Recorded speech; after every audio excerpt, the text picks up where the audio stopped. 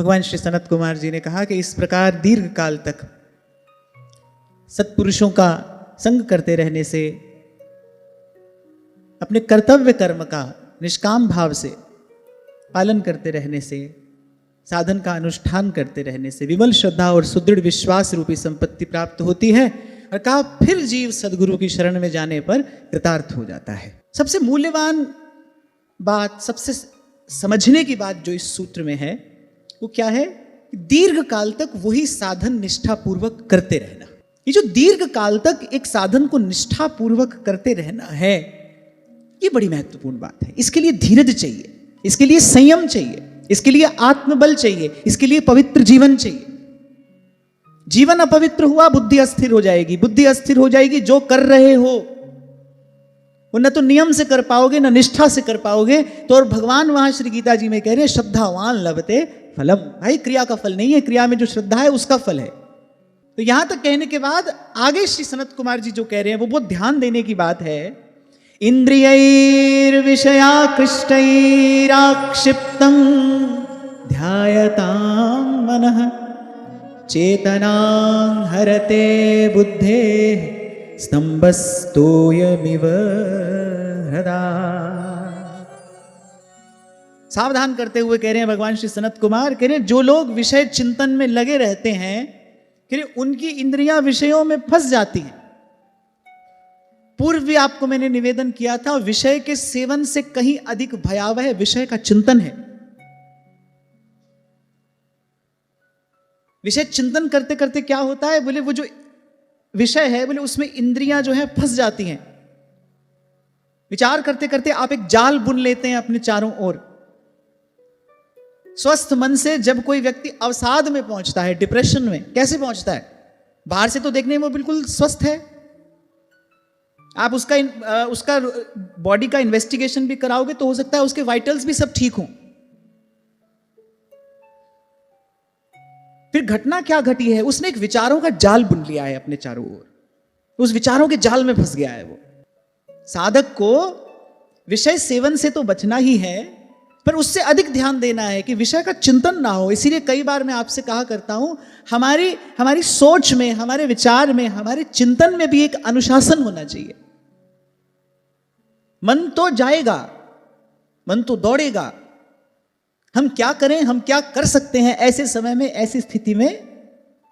मन को वापस लेकर आए सन्मार्ग पर। कुविचार में मन का पड़ जाना ये कोई बहुत बड़ी बात नहीं है। तभी श्री महाप्रभु जी कह रहे ना जानो छिन अंत। अरे मन कब कौन सा विचार कर बैठे तो कोई नहीं कह सकता। अभी इस क्षण हम यहां इतनी सुंदर, इतनी स्वस्थ चर्चा कर रहे हैं, थोड़ी देर में मन में कैसा अपवित्र विचार आ जाए कहा नहीं जा सकता। क्यों? क्योंकि भीतर भी त्रिगुण है, बाहर भी त्रिगुण है, और गुण गुण में बरतता है। पूर्व के संस्कार से, प्रकृति के परिणामवश कभी कोई गुण बढ़ेगा, और जैसा गुण बढ़ेगा वैसा ही विचार आपके मन में आएगा। तो मन में कोई कुविचार आ जाए ये कोई बहुत बड़ी बात नहीं है। हम करें क्या? वहां से खींचकर अपने मन को फिर सन्मार्ग पर लाएं। यही हम कर सकते हैं, और यही हमको दीर्घ काल तक करते रहना है। और यदि वस्तुतः सुख शांति चाहते हैं तो दीर्घ काल तक यही करते रहना पड़ेगा। इसी का नाम साधना है। इसी में महापुरुष लगे रहे हैं। श्री प्रबोधानंद सरस्वती पाद श्री वृंदावन महिमामृतम में कहते, बोले जब तक देह है तब तक द्वंद्व है। जब तक ये देह है तभी तक द्वंद्व है। इसलिए कोई कहे भाई कब तक करना पड़ेगा ये काम? जब तक हम हैं भाई तब तक करना पड़ेगा। जब तक ये शरीर है तब तक सावधान रहना पड़ेगा। आत्मचिंतन में लगे ही रहते हैं महापुरुष। साधक और बाधक जो तत्व हैं उसका चिंतन करते रहते हैं, उसका विचार करते रहते हैं, उससे बचने का भरसक प्रयास करते रहते हैं। और मैं तो आपसे कहता ही आया हूं, विचार से ही हम उलझे हैं, और विचार ही इससे मुक्त करा सकता है। गुरु का दिया जो विचार है, संतों के दिए जो विचार है, सच्छास्त्र हमको जो विचार दे रहे हैं, इसी से हम उस विचार से मुक्त हो सकते हैं। तो यहां कहा कि जो लोग विषय चिंतन में लगे रहते हैं उनकी इंद्रियां विषयों में फंस जाती हैं, और फिर धीरे धीरे मन को वहीं खींचकर ले जाती हैं। अब कोई सोचे भाई हमने शरीर से तो विषय भोगा नहीं, केवल मन से सोचा ही, सोचने से क्या होता है? नहीं भाई, सोचने से होता है। सोचने से क्या होता है? सोचने से वहां गिरने की तैयारी शुरू होती है। सत्संग की इतनी महिमा क्यों है? क्योंकि सत्संग विचार शुद्धि कराता है। एक स्थिति यह है, गलत विचार आ रहा है, आप उससे दुखी भी हो रहे हैं, आप उससे बचने का प्रयास कर रहे हैं, पर कितनी स्वस्थ स्थिति है जहां गलत विचार आ ही नहीं रहा है। जैसे कल आपसे मैं कह रहा था ना कि अस्पताल कोई समाज की बहुत बड़ी सफलता नहीं है, वो तो भाई आवश्यकता है हमारी, पर सफलता तो स्वस्थ जीवन है, सफलता तो स्वस्थ समाज है। ऐसे ही जीवन की सफलता क्या है? विचार शुद्ध हो जाए। पहले तो ऐसी स्थिति हो, अन्यथा विचार आए ही नहीं, और यह केवल सत्संगति से संभव है, और सत्संगति भी दीर्घ काल तक की हुई सत्संगति। इसलिए आज की चर्चा के आरंभ में ही मैंने कहा, इस सूत्र में जो सबसे महत्वपूर्ण बात है, जो सबसे समझने की बात है, वो क्या कि अपने साधन को हमको दीर्घ काल तक करते रहना है, करते रहना है। निराश हताश नहीं होना है। स्वामी श्री शरणानंद जी महाराज बार बार यही कहा करते थे, बोले निराशा को अपने जीवन में स्थान मत दीजिए। इसीलिए कल विराम के क्षणों में मैंने आपसे कहा था, प्रभु की इच्छा नहीं होती तो भाई हम यहां तक कभी आते ही नहीं, हम भटक रहे होते संसार की गलियों में। कोई ऐसे बहुत बड़े पुण्यात्मा धर्मात्मा नहीं है हमको अपनी करनी से रास्ता नहीं मिल गया है। इस प्रभु की सहज कृपा करुणा हुई। स्वामी जी महाराज कहते हैं, तिनका बयार के बस, और वहां श्री ठाकुर जी कह रहे हैं मानस में, सन्मुख मरुत अनुग्रह मेरो, भगवान की कृपा की बयार चली और हम बस उड़कर संतों गुरुजनों के चरणों में आकर पड़ गए। तो भगवान की कृपा तो हो गई है। इसलिए फिर दोहरा रहा हूं मैं अपनी बात, हमको कृपा खोजनी नहीं है, हमको कृपा मांगनी नहीं है, हमको तो केवल कृपा का अनुभव करना है। ये जो हम यहां पर बैठे हैं ना, ये हम किसी स्थान में नहीं बैठे हैं, भगवान की कृपा की छाया में ही बैठे हैं। ये कृपा की ही छाया है। सूरज की गर्मी से तपते हुए तन को जैसे मिल जाए तरुवर की छाया, ऐसा ही सुख तो हमको मिलता है यहां सत्संग रूपी इस वट वृक्ष की छांव में आकर। और बड़ा सुंदर उदाहरण यहां पर दिया, किसी जलाशय के निकट आपने देखा हो किनारे पर लंबी लंबी घास होती है। कहीं पानी का कोई कुंड हो, सरोवर हो, तो आप देखना किनारे पर लंबी लंबी घास होती है। उस घास को किसी ने लगाया नहीं है, उस घास का कोई सिंचन भी नहीं करता है, लेकिन वो जो किनारे पर लगी घास है ना, वो धीरे धीरे धीरे धीरे जलाशय के जल को सोखती रहती है। ऐसे ही अनर्थ का जो विचार है ना, वो आपकी जीवनी शक्ति को सोखता रहता है। वो आपकी जीवनी शक्ति से ही पुष्ट हो रहा है, आप ही उसको पालने पोसने वाले हो। और उसका कारण क्या है? उसका कारण है हमारी असावधानी, उसका कारण है हमारा अविवेक। अविवेक उसका कारण है।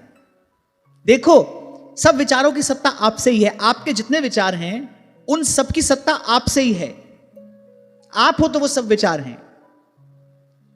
श्री स्वामी रामसुखदास जी महाराज समझाया करते थे, बोले कितना भी कामी व्यक्ति हो, उसको कोई कहे कि 2 दिन लगातार कामावेश में नहीं रह सकता। कितना ही क्रोधी हो, उसको कहो 3 दिन क्रोध करो, नहीं कर सकता।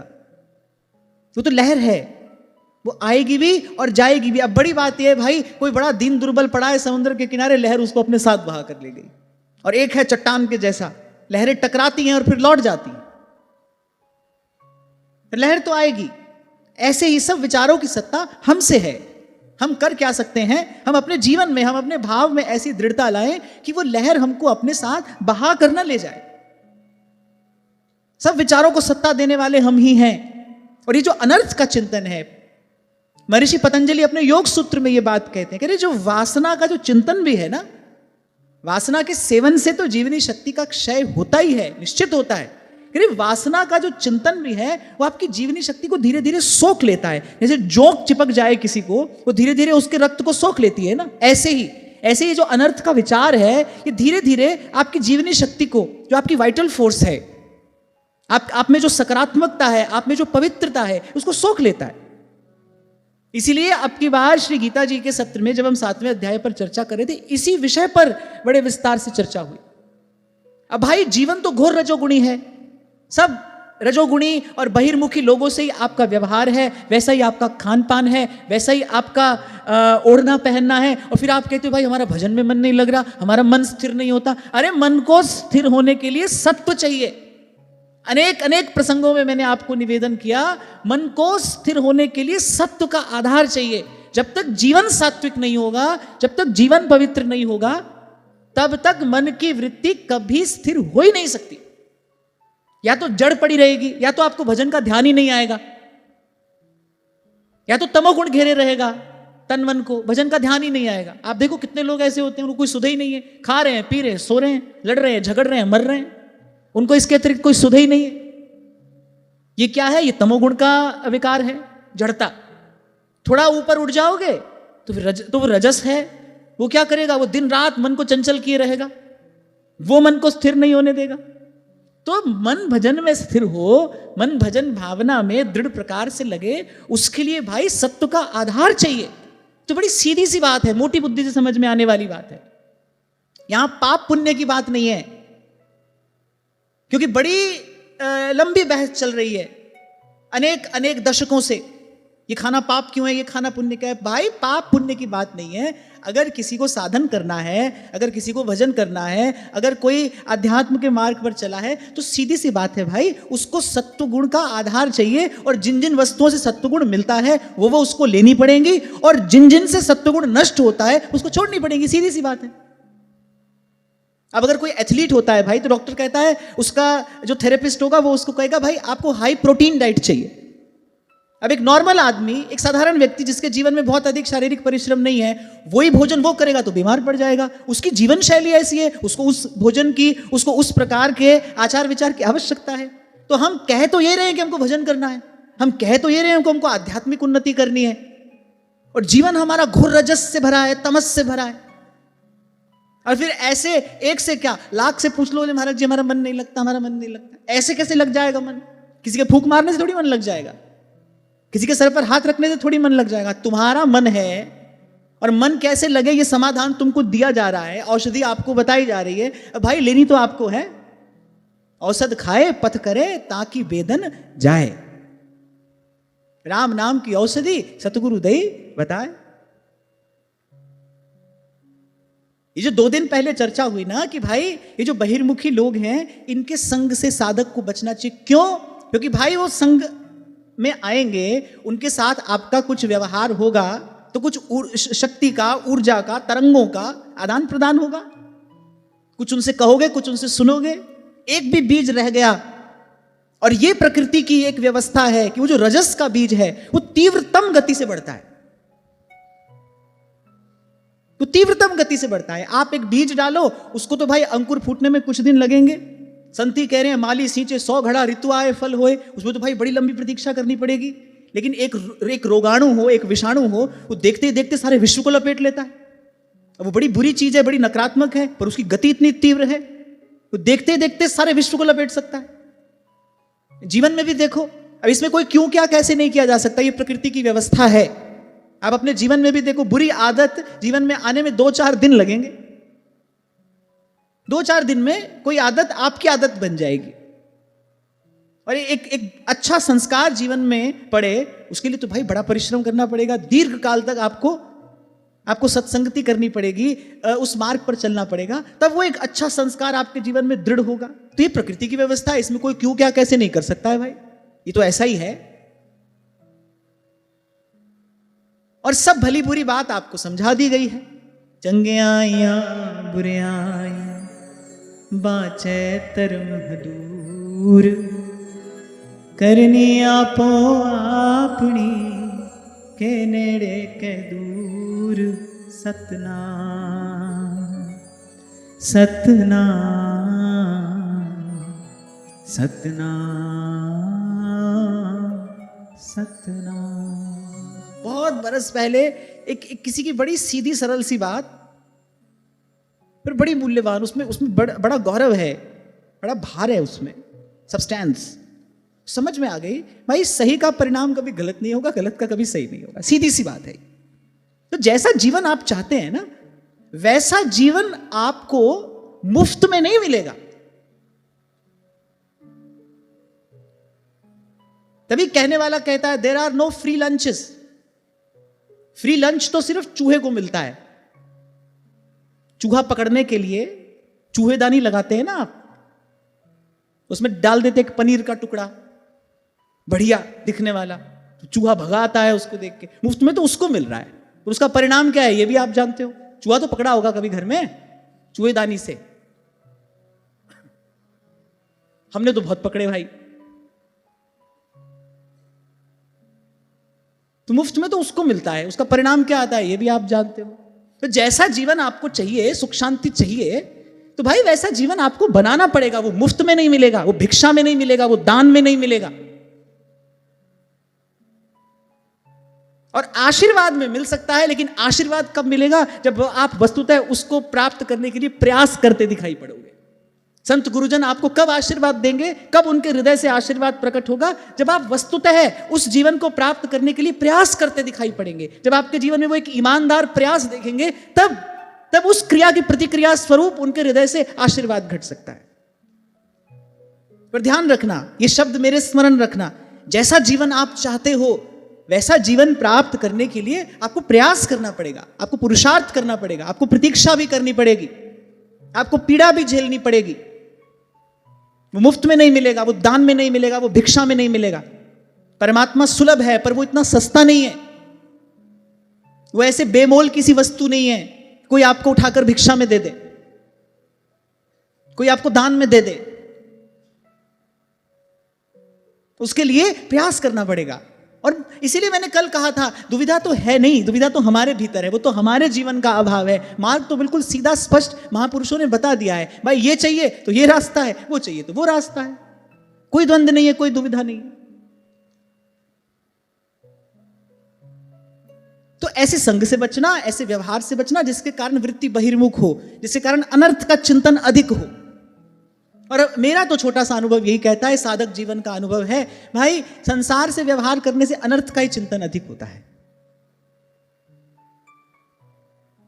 सुनाया था ना मैंने आपको श्री भगवत रसिक देव जी का वो वाक्य, वो कहते हैं भैया जो आवे सो नून को और जो जावे सो चून। बोले जो आ रहा है वो नून चून की बात कर रहा है, दाल रोटी की बात कर रहा है, माने व्यवहार की बात कर रहा है, वो व्यवहार ही देकर जा रहा है।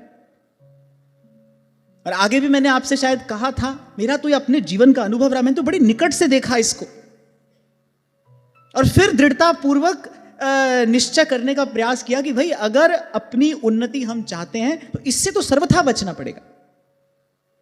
बस इतना ही संग, जिसमें प्रभु की बात हो जाए, प्रभु की चर्चा हो जाए, बस इतना ही संग पर्याप्त है, पर्याप्त है। इससे अधिक की आवश्यकता नहीं है। इससे अधिक तो फिर वही संसार है, और उसके परिणाम स्वरूप क्या है? बस वो अनर्थ का चिंतन है, व्यर्थ का चिंतन। और वो क्या करता है? वो आपकी जीवनी शक्ति को सोखता है। बड़ा सुंदर उदाहरण दिया, जैसे जलाशय के किनारे उगी घास, वो जलाशय के ही जल से उगी है और वो उसी के जल को धीरे धीरे सोख रही है। फिर ऐसे ही जो कुविचार है, जो अनर्थ का विचार है, जो विषय वासना के विचार है, वो क्या करते हैं? वो धीरे धीरे आपकी जीवनी शक्ति को सोखते रहते हैं। फूल सा खिला चेहरा होता है जो व्यक्ति भगवत चिंतन में लगा होता है। दर्शन की जय साधु का साहिब आवे यार। जो व्यक्ति भगवत चिंतन में लगा है, जो सत्य के चिंतन में लगा है, आप देखोगे उसके आभा मंडल में, उसके व्यक्तित्व में, उसके शब्द में एक प्रकाश होगा, एक ऊर्जा होगी। वो अपने साथ लिए चलता है प्रसन्नता, आनंद उल्लास उसके साथ रहते हैं। वो जहां जाता है वहीं उत्सव का सा सृजन हो जाता है। और एक व्यक्ति जो विषय चिंतन में लगा है, आप उसका चेहरा देखकर बता सकते हैं, मुरझाए हुए फूल सा, सड़े हुए फल सा उसका चेहरा होगा। क्यों? क्योंकि सारी जीवनी शक्ति वो विषय चिंतन में नष्ट हो रही है, क्षय हो रही है। इसलिए ये मत सोचना भाई सोच ही तो रहे थे, कुछ किया थोड़ी। क्योंकि ऐसा भी वाक्य मिल जाता है ना कि कलयुग में मन से किया हुआ पाप नहीं लगता। पाप भले ना लगे, लेकिन हानि तो उस विचार से हो रही है भाई। अच्छा, फिर होता क्या है कि वो विचार करते करते, जैसे मकड़ी क्या करती है, उसी के मुख से वो लार निकलती है, वो जाल बुनती चली जाती है और उसी जाल में फंस जाती है। ऐसे ही हम ही विचार कर रहे हैं, विचार करते करते क्या हुआ, उसी विचार के जाल में हम फंस गए, अब उससे निकल नहीं पा रहे हैं। अब फिर दौड़ रहे हैं साइकेट्रिस्ट के पास, काउंसलर के पास, थेरेपिस्ट के पास। भाई पहले भी मैंने कहा था, आज मैं फिर कह रहा हूं, इसका कारण भी आपके भीतर है, इसका निवारण भी आपके भीतर है। सात्विक जीवन शैली के अतिरिक्त, मैं बहुत सोच विचार कर ये बात कह रहा हूं, सात्विक जीवन शैली के अतिरिक्त अवसाद जैसे मन के रोगों का कोई और समाधान हो ही नहीं सकता। अपना जीवन पवित्र करिए, आप प्रकृति का आदर करिए, उसकी बात सुनिए, अपनी प्रकृति को पहचानिए। यही एकमात्र उपाय है मन के रोगों से मुक्ति पाने का। और भाई महापुरुष तो कहते हैं ये तो ऐसा मार्ग है, तन कभी स्वस्थ ना भी हो तो कोई बात नहीं, पड़ जाएंगे, पड़े पड़े प्रभु का चिंतन कर लेंगे, पर मन स्वस्थ ना हो फिर तो भाई एक क्षण के लिए भी काम नहीं चलेगा। व्यास जी का थोड़ी देर के लिए मन अस्वस्थ हो गया, कबीर जी के विषय में कोई ऐसा भाव उनके मन में आ गया, थोड़ी देर के लिए मन अस्वस्थ हो गया, वो तो जलबिन मीन की भांति छटपटाने लगे, मन अस्वस्थ हो गया, चित्त खराब हो गया, चित्त में विक्षेप हो गया, तो मन बिगड़ा भाई, मन अस्वस्थ हुआ, फिर तो थोड़ी देर के लिए भी काम नहीं चलेगा। मन ना बिगड़े, मन ना बिगड़े। इसलिए अनुभवी महापुरुषों ने सीधे सरल शब्दों में कहा, भाई किसी दिन भजन में मन ना लगता हो कोई बात नहीं, खाओ पियो सो जाओ, व्यर्थ की चर्चा मत करो, व्यर्थ के विचार अपने भीतर मत लेकर जाओ।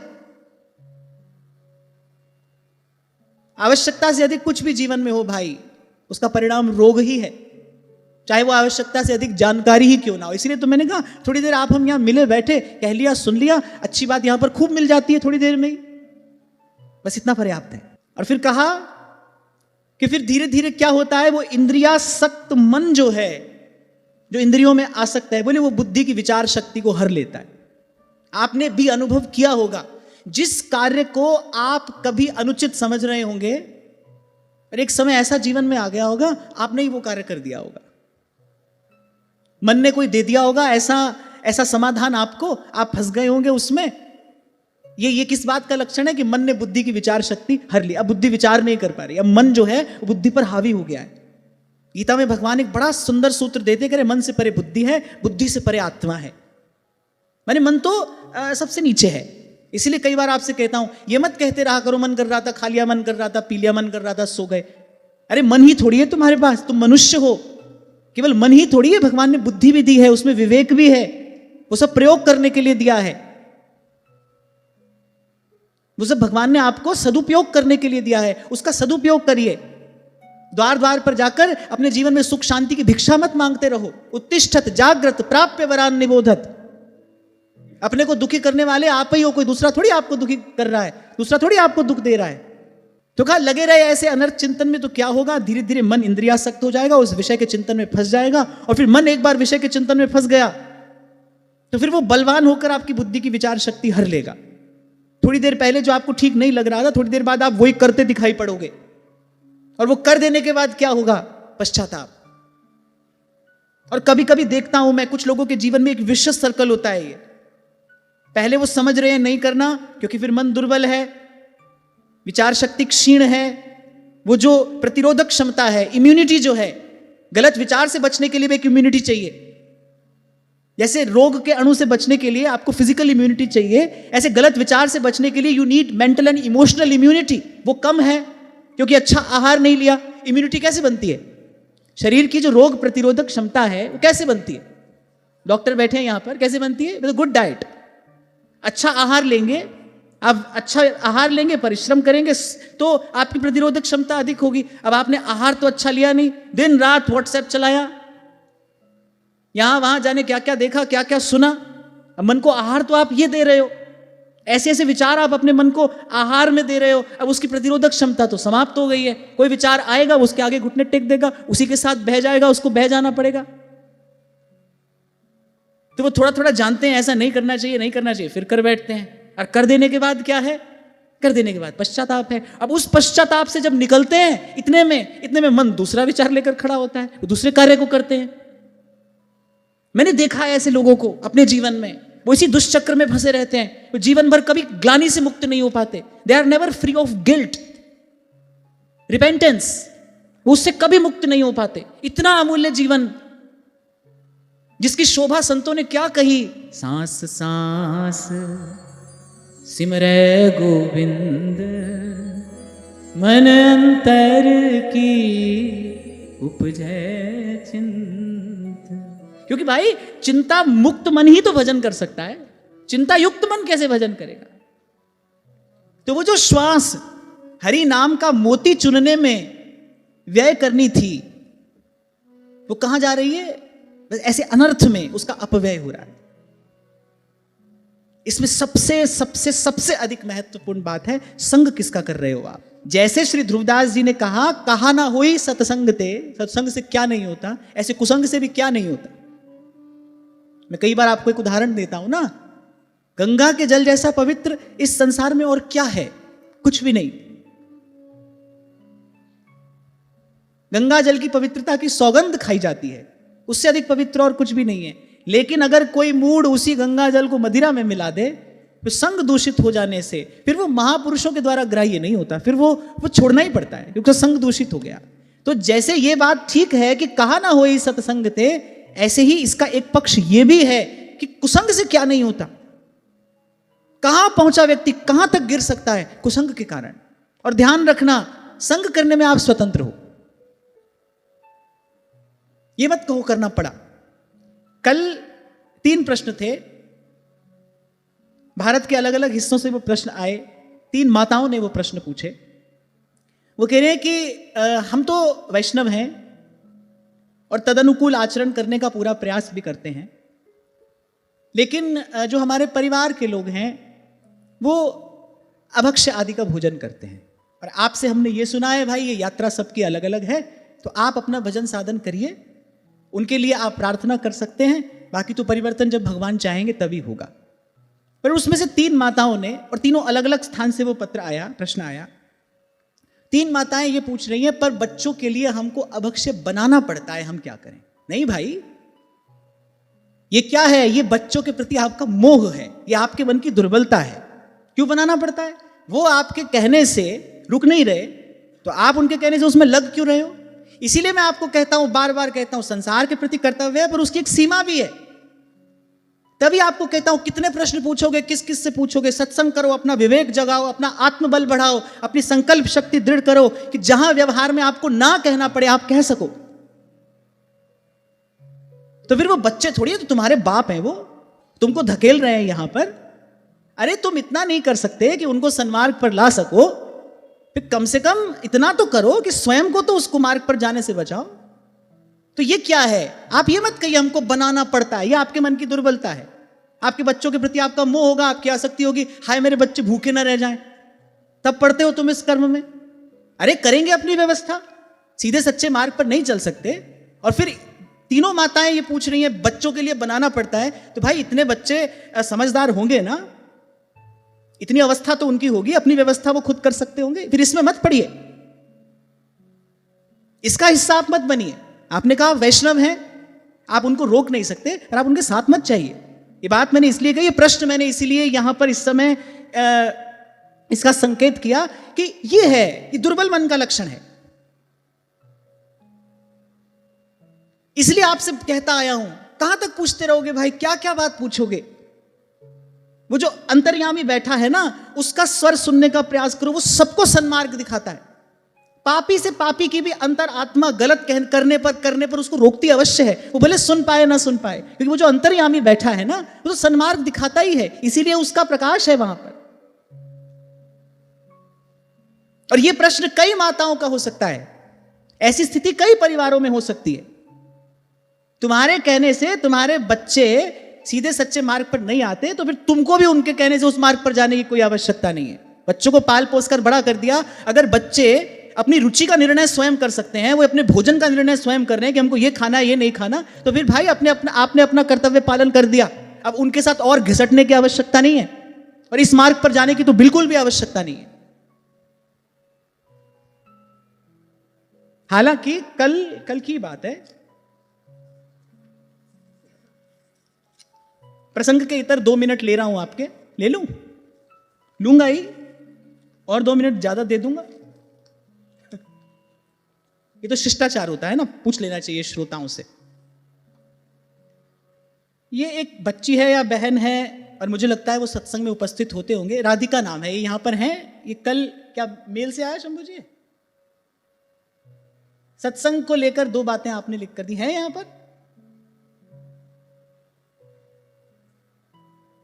अरे हो तो सामने आ जाओ, डांट नहीं रहा मैं, तो शाबाशी दे रहा हूं। नहीं है, 2 बातें इन्होंने यहां लिखी कि आपसे ही हमने सुना था कि सब प्रश्नों का उत्तर भगवान का भजन है, तो फिर अब ये प्रश्नों का उत्तर क्यों? देखो, एक कक्षा में 40 बच्चे होते हैं, 4 बच्चे ऐसे होते हैं जिनको एक ही बार बात समझाने से समझ में आ जाती है। कुछ ऐसे होते हैं जिनके लिए अध्यापक को थोड़ा परिश्रम करना पड़ता है, वो एक आध बार फिर आकर पूछते हैं। लेकिन कुछ ऐसे होते हैं जिनको बार बार अध्यापक को समझाना पड़ता है। पर अध्यापक का कर्तव्य तो भाई तीनों ही प्रकार के विद्यार्थियों के लिए होता है। कुछ दिन पहले एक घटना घटी थी, मैंने यहीं से कहा था कि किसी वीडियो के नीचे कमेंट था जो मैंने पढ़ा, and that hit me hard. किसी ने मुझे कहा कि कितना सुंदर सद्विचार हमको आपसे मिलता है, पर अगर आपके किसी शिष्य के जीवन में कोई ऐसी परिस्थिति आ गई है जिससे वो निकल नहीं पा रहा, कई बार ऐसे प्रश्न आ जाते हैं, कई बार ऐसे साधकों के भाव आते हैं कि ऐसी स्थिति में हम फंसे हैं, आप अपने मुख से जो कह देंगे वो हमारे लिए मार्ग हो जाएगा। भाई उनकी गुरु के शब्द में ऐसी श्रद्धा है, वो कहते हैं कि भाई मार्ग तो हमें समझ में आ रहा है, लेकिन आप जब अपने मुख से कह देंगे तो हमको वो मार्ग समझ में आ जाएगा। तो जिस भी बच्ची ने ये लिखकर भेजा, भाई तुम्हारी प्रज्ञा बड़ी तीव्र है, तुम बड़ी अच्छी साधक हो सकता है तुमको इसकी कोई आवश्यकता ना हो, पर मेरे लिए तो आप भी अपने हो, जिनको एक दो बार समझाना पड़े वो भी अपने हैं, जिनको बार बार समझाना पड़े वो भी अपने हैं। भाई मेरा कर्तव्य तो सभी के लिए है। तो जब उस व्यक्ति ने मुझे लिखकर भेजा ना, ये कितनी दुखद बात है कि आप अपने ही लोगों के लिए उपलब्ध नहीं है।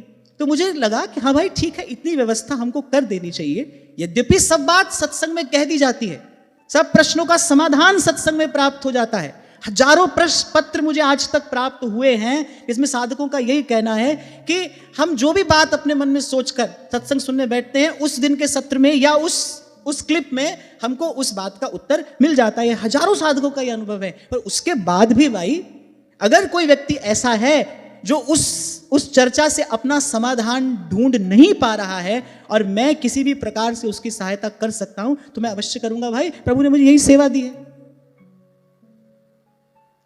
तो जो आपने कहा ना कि अब ये क्यों हो रहा है, तो इसलिए हो रहा है। और दूसरी बात आपने लिखी कि क्या लिखा कि ये जो नित्य सत्संग का एक छोटा सा वीडियो क्लिप आता है छोटा सा, मुझे एक वीडियो क्लिप आता है, बोले उसके कारण तो हम फोन के और निकट जा रहे हैं।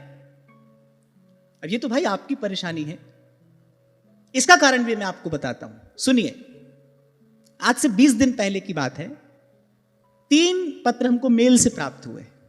मैंने सदा ही आपसे कहा भाई हमारे जीवन में कोई ग्रीन रूम नहीं है, जो बात होगी यही होगी, सबके सामने होगी। आप जो पूछोगे मैं उसका उत्तर दूंगा, क्योंकि मेरे जीवन में छिपाने के लिए कुछ नहीं है। जो भी आज तक मैंने किया, आई ओन इट, मैं उसको स्वीकार करता हूं। तो 20 दिन पहले की बात है, 3 पत्र मुझे प्राप्त हुए, एक ऑस्ट्रेलिया से, एक कनाडा से, एक अमेरिका से। एक बच्चा तो वहां पर पढ़ रहा है और 2 बच्चियां हैं जो वहां पर जॉब कर रही हैं। अब वो जितने भी दिन उनको समय मिलता है वो यहां भारत में आते हैं और सब छोड़कर, सब प्रकार की अपनी सुख सुविधा छोड़कर, सब छोड़कर जितने भी दिन उनको समय मिलता है वो यहां वृंदावन में आते हैं। किस लिए? कि भाई उतने दिन हमको सत्संग श्रवण करने को मिल जाए।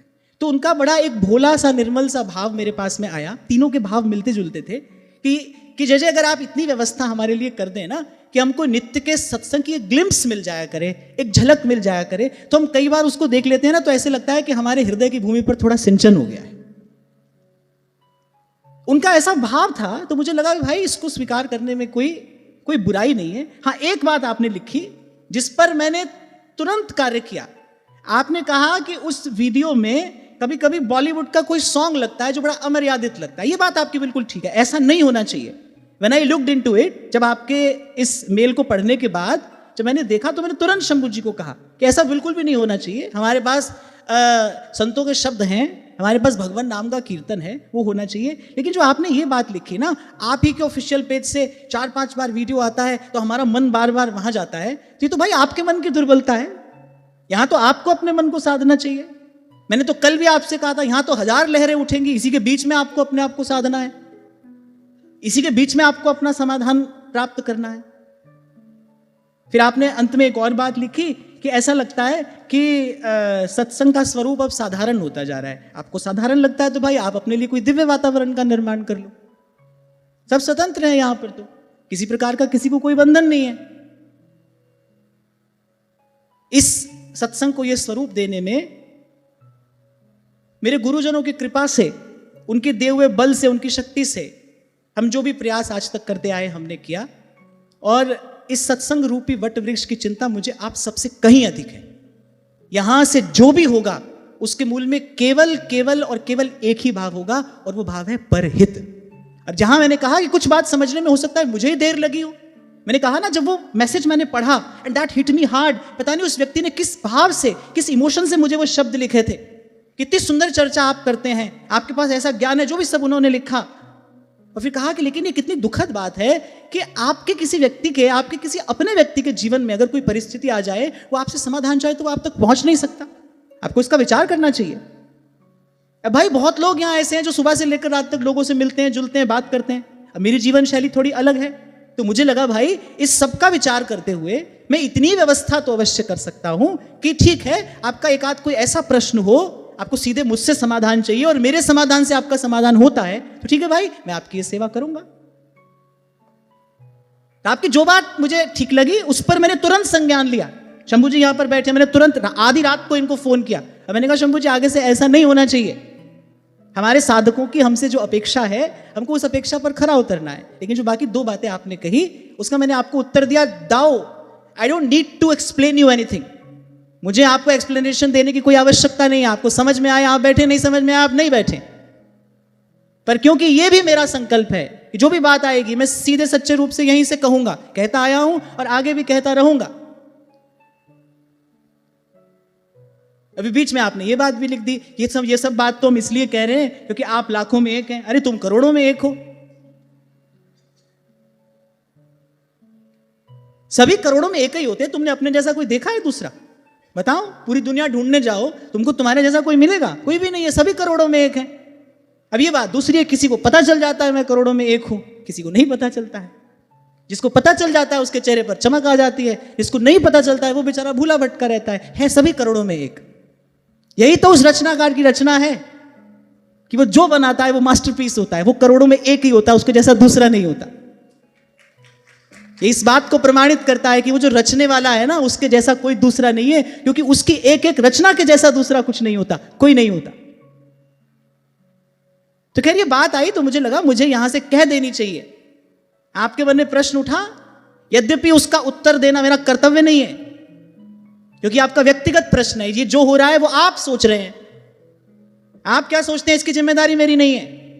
पर ऐसा प्रश्न किसी और के मन में उठे उससे पहले मैंने इसका उत्तर दिया। अब पता चल रहा है मुझे।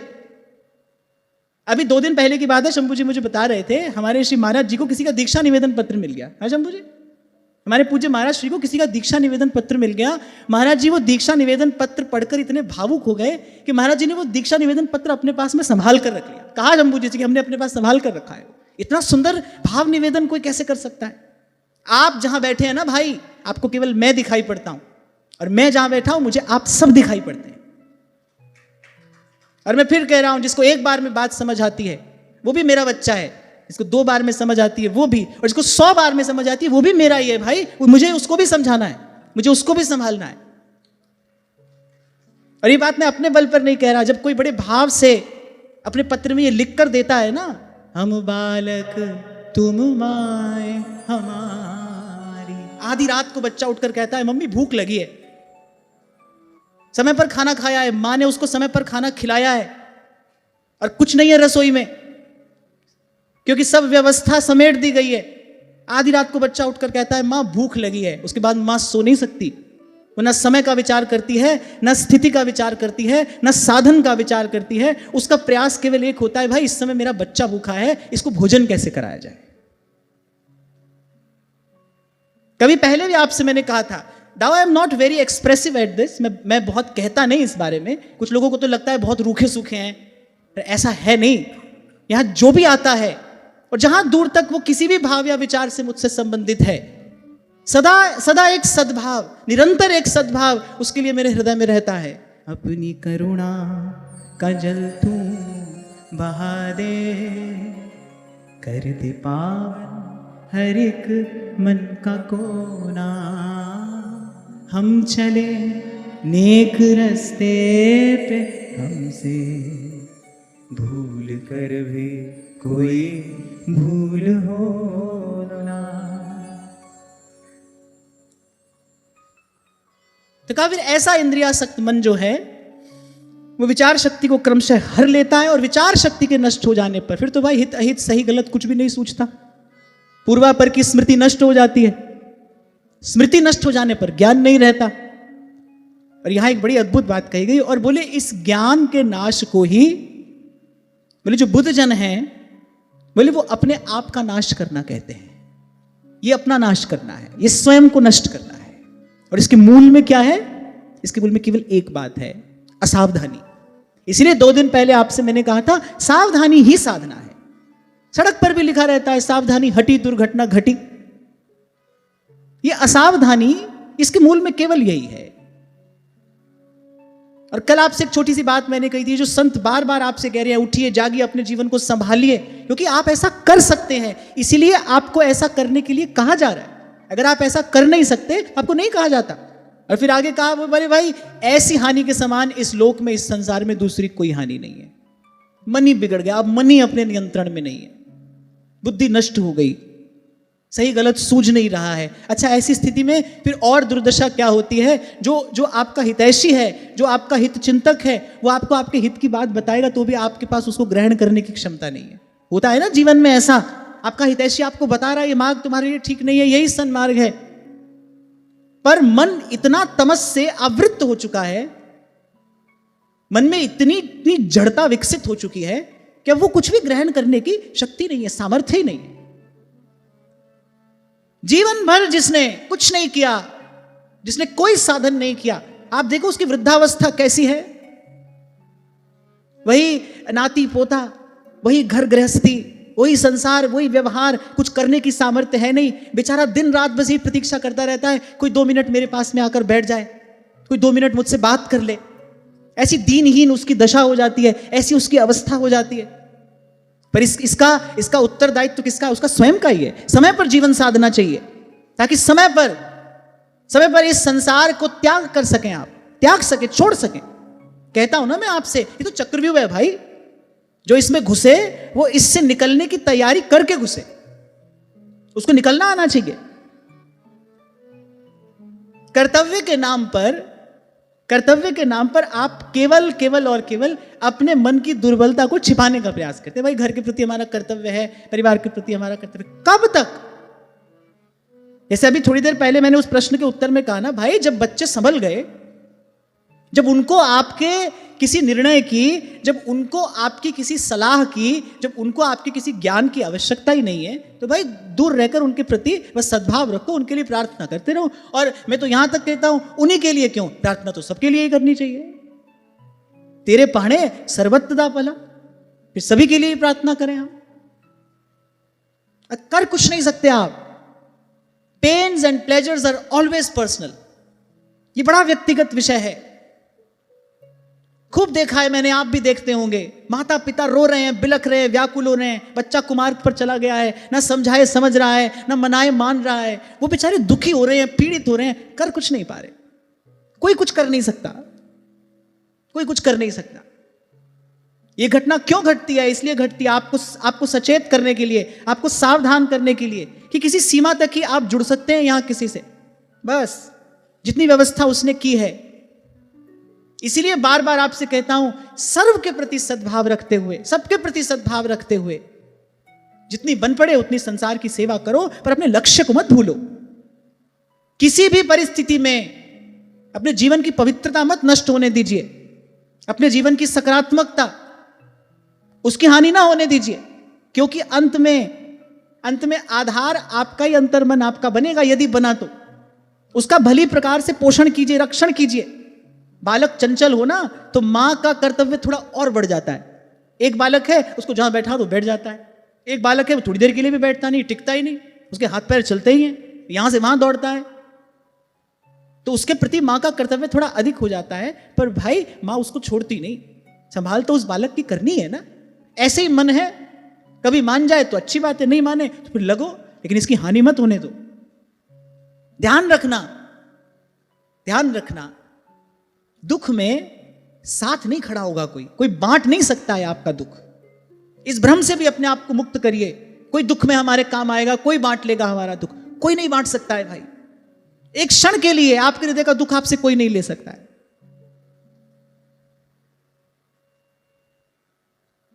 तो इसके मूल में जो कुसंग है, इसके मूल में जो असावधानी है, उससे साधक स्वयं को बचाए और सर्वथा बचाए रखने का प्रयास करे।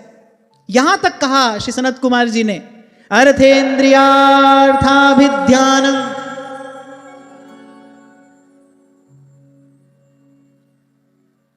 अर्थेन्द्रियार्थाभिध्यानम् सर्वार्थापन्नमो नृणाम् भ्रंशितो ज्ञान विज्ञानाद्येना विशति मुख्यता। बोले धन और इंद्रिय के विषयों का चिंतन करना, बोले ये मनुष्य के सभी पुरुषार्थों का नाश करने वाला है। अब रहते ही आप ऐसे संग में हो जहां केवल इसी चिंतन को ही पोषण मिलता है।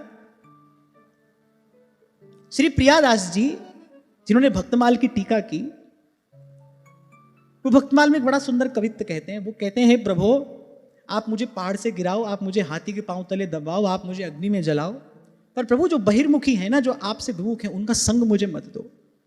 क्यों? क्योंकि उनका संग ऐसे विचार का बीज मेरे उर अंतर में डाल देगा जो मेरे सारे पुरुषार्थों को नष्ट करने वाला हो जाएगा। यहां कहा बोले धन और इंद्रिय के विषयों का चिंतन, बोले मनुष्य के सभी पुरुषार्थों का नाश करने वाला है, क्योंकि इनकी चिंता से क्या होता है, मनुष्य ज्ञान विज्ञान से नष्ट हो जाता है।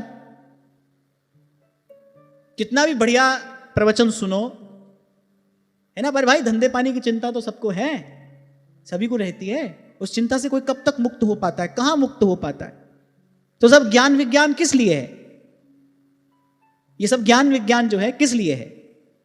बहुत बरस पहले की घटना है, शायद 15 साल हो गए होंगे। शंभू जी के पास किसी का फोन आया। शंभू जी थे नहीं, मैंने उठाया। अब उस समय लोग सत्संग के लिए जब कोई प्रार्थना करनी होती थी तो शंभू जी को फोन करते थे। बहुत बहुत पुरानी बात है, जब अभी ये यात्रा आरंभ ही हुई थी। तो मैंने फोन उठाया, तो मैंने शंभू जी बनकर ही बात की। उन्होंने शंभू जी को ही फोन किया था। तो मैंने उनसे पूछा, मैंने कहा कि आप सत्संग सुनते हैं? बोले नहीं, सत्संग तो नहीं सुनते हैं, लेकिन हमने महाराज जी के बारे में सुना है। सत्संग नहीं सुनते हैं, उनके बारे में सुना है। तो उनका क्या सुना है? बोले यही सुना है, बड़ी अच्छी रौनक लगा देते हैं, बड़ा अच्छा टाइम पास कर देते हैं, इसलिए उनसे ही सत्संग कराना है। तो ये किस लिए है ये सब कहना सुनना? तभी दादू दयाल कहते हैं, बोले दादू बक्ता बहुत हैं, मत काढ़े ते और। किस लिए भाई? ठीक है, बढ़िया व्यवस्था है, थोड़ी देर जाकर बैठेंगे, सुनेंगे, गाएंगे, बजाएंगे, खाएंगे, पिएंगे और लौट आएंगे। सब ज्ञान विज्ञान सब यहीं का यहीं धरा रह जाता है। तभी उस दिन जब शंभू जी ने मुझे बताया, बोले अरे आपको तो हम बताते नहीं, पर अभी तक समाधान कहां हुआ उस मसले का? मैंने कहा कौन सा मसला? बोले वो जो आगे बैठने वाला मसला है, उसका समाधान अब तक हुआ कहां? वो तो चल ही रहा है। हमने कहा हमको तो लगता है बड़ा सुंदर सत्संग हो रहा है, बड़े अच्छे श्रोता हैं, खूब सुन रहे हैं, खूब समझ रहे हैं। फिर जब ऐसी कोई खबर आती है, जब आपका रिपोर्ट कार्ड सामने आता है, तो लगता है भाई अभी तो बहुत मेहनत करनी पड़ेगी, और मेहनत करनी पड़ेगी। पर कोई बात नहीं, करेंगे भाई। आप हमारे साथ लगे हो, हम भी आपके साथ लगेंगे, करेंगे भी और आपसे कराएंगे भी।